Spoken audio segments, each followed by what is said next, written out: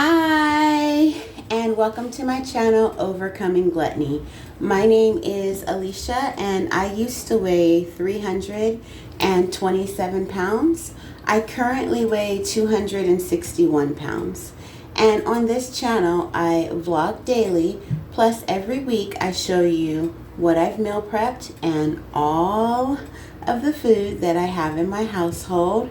And we also plant microgreens together, and these are organic fenugreek microgreens that we planted 2 weeks ago, 14 days ago. I thought I was going to use this top bowl to make 7 different smoothies with microgreens in them and put the smoothies in a Ziploc bag and freeze them. It didn't happen. Instead, I slept until 2 p.m. So I definitely plan on putting some in my smoothie tomorrow, and hopefully I'll quickly get the rest of the microgreens in some smoothies. So let's chit chat about resisting restriction. Some of us want that scale, the number on the scale, to go down really, really fast. Unfortunately, in our society, taking diuretics and laxatives and starving ourselves and over-exercising is acceptable. Even going as far as having a surgeon suck fat out of your body, or going in for colonics, or wearing some type of an apparatus that claims to cause your fat molecules to vaporize in thin air, so unfortunately, too many of us out there are suffering and struggling to lose weight, and in order to be effective, some are choosing to starve themselves or restrict themselves from certain nutrients that are needed by our bodies in order to get smaller. And we live in a really crazy culture, where if our bones show, like our clavicle bones, or the bones on our rib cage, or our hip bones are poking out, or if our thighs and our knees are extremely skinny, hey, in our culture, that's considered attractive. Whereas in other places, it's called malnourishment. I want to encourage you to resist restricting yourself. Why?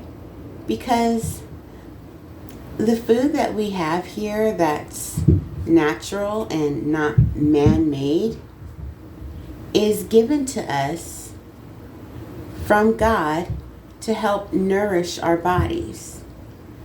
Now, when mankind sticks his hand in our food and over processes it and puts toxic chemicals in it, okay, that's good to restrict yourself from that type of food.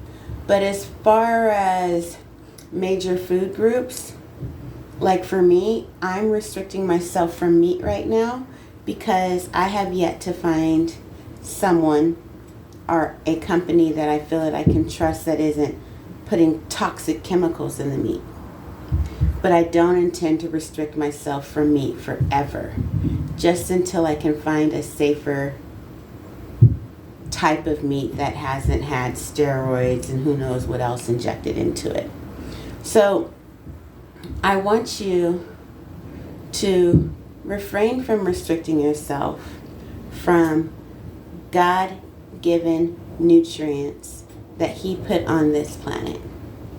And you may feel like I need to mind my own business and not tell you what you need to do. But just as like an advisory warning, a caution sign, if you will, our culture is senseless when it comes to beauty. Look at celebs who have ruined their figures and their faces in trying to pursue beauty. Let's not make the same dangerous mistakes that others made. And let's avoid restricting ourselves from God-given, wholesome nutrients. So, I would like to share with you that I did complete my 2023 health goals, which is to drink 60 ounces of water and have my breakfast consist of 4 ounces. What am I talking about? I'm sorry. I did complete my 2023 goals, which is to have my breakfast consist of 60 ounces of water and have 4 servings of raw vegetables. Plus, I did walk for an hour today. Last week and the week before last, I was grinding like crazy to make up for the 17 days that I couldn't record because my phone was water damaged and I was just exhausted. So I ended up sleeping in really late today, but I still nonetheless got my health goals in because they have become a priority in my life. So I would like to read to you a poem that I wrote. It's called Stand Your Ground. Stand your ground. You cherish Calvary's purpose and the sacrifice at the cross. The tempter tries to lure you away and desires to see you lost. So he sends out an invitation inviting you into his den. For the 40th time that day, you refuse to let him win. He's not going to stop calling you or give you a day of rest. Stand your ground, resist him, continue to pass each test. You will grow stronger as the days turn to years, and your testimony will help erase another soldier's fears. Stand your ground and don't let go. Your dedication to God will go further than you know. Thank you so much for your time. Have a great day. Bye-bye.